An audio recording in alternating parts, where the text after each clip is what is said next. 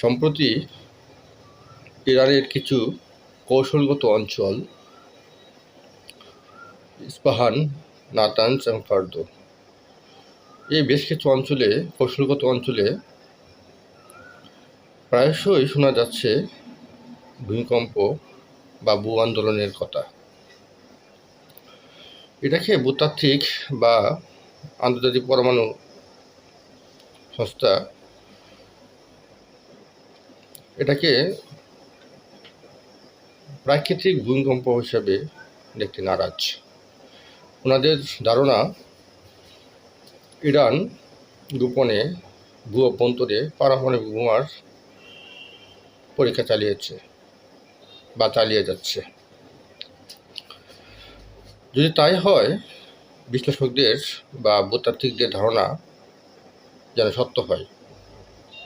আমরা চাই ইরান অবশ্যই একটি পারমাণবিক শক্তিধর দেশে পরিণত হোক। মার্কিন যুক্তরাষ্ট্র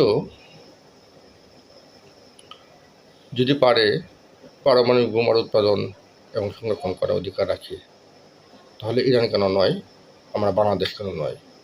আমরাও সেই অধিকার সংরক্ষণ করি পারমাণবিক বোমা উৎপাদন এবং সংরক্ষণ করার। ধন্যবাদ।